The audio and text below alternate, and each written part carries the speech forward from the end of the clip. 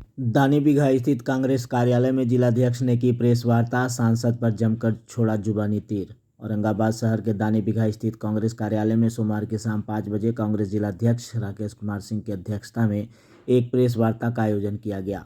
Press वार्ता के माध्यम से जिलाध्यक्ष ने पहले तो बिहार में महागठबंधन सरकार द्वारा की जा रही कार्यों को गिनाया और फिर उत्तर कोयल नहर पर सांसद के द्वारा की जा रही राजनीति पर जमकर अपनी प्रतिक्रिया दी।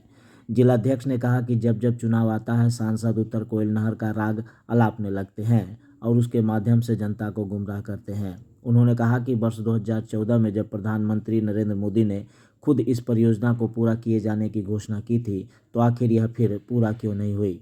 सांसद के 15 वर्ष तक के कार्यकाल के बारे में भी उन्होंने कहा कि अगर सांसद ने कुछ किया है तो उसकी उपलब्धियों को गिनाएं। कुछ पार्टियां चाहती हैं कि इस तरह का माहौल बिगड़े और उसका लाभ उनको मिले। यदि इस तरह की घटना आम जनता नहीं कर रही है और वो इसमें मतलब इन्वॉल्व नहीं है, जहाँ जाइए सबसे पूछिए तो किसी तरह की कोई दोनों पक्षों में, ना अल्पसंख्यक समुदाय में ना हिंदुओं में कहीं कोई विभेद नहीं है, तो फिर ये सब हंगामा होता कैसे है, कहाँ से होता है। इसको हम लोगों ने उनसे रिक्वेस्ट किया कि पुलिस के लोग इसको पता लगाए और पता लगा के दोषियों को बिल्कुल कड़ी से कड़ी सज़ा दें।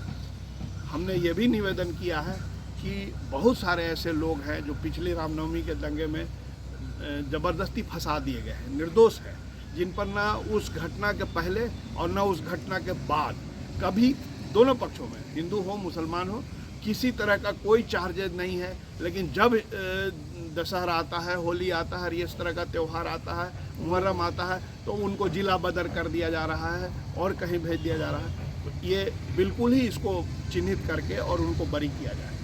वो नाहक परेशान हो रहे हैं। उस समय हम लोगों को याद है कि एक प्रोफेसर साहब बूढ़े थे, घर में बैठे थे, उनको कई महीने जेल में रहना पड़ा। तो ये सब निर्दोष लोगों के साथ जो घटना होती है वो ना हो। ये जो जिले के मौसम वैज्ञानिक हैं हमारे सांसद, मौसम वैज्ञानिक क्यों हैं वो मैंने विस्तार से पहले बता दिया है, और पत्रवीर भी हैं, कोई चीज़ पे पत्र जरूर लिख देते हैं। आज ही उनका बयान छपा है नॉर्थ कोयल के लिए। नॉर्थ कोयल पे जब हम बयान दे करके और अखबारों में जनता को बताते हैं, एक आम आदमी बताता है, तो वो तो समझ में आती है। आपको जनता ने सांसद बना के भेजा है, 15-15 साल आप रह रहे हैं वहाँ पर, तो आप कर क्या रहे हैं भाई साहब। इसके पहले रघुवर दास की सरकार थी, यहाँ भी आप जो सो सरकार में थे भाजपा के, आप भी एमपी थे ना। आपसे केंद्रीय विद्यालय का यहाँ पर ज़मीन मिल सका, ना आपने सीआरपीएफ कैंप जो निखिल कुमार ने लाया था वो आपने बना के कुछ उसके बारे में कोई चीज़ कार्रवाई की। क्या मतलब ये तय है कि फला काम जो निखिल कुमार जो और श्यामा जी ने किया था वो थोड़ा सा छूट गया है, तो वो हम नहीं करेंगे। हम चूँकि भाजपा के सांसद हैं इसलिए हम इसको नहीं करेंगे।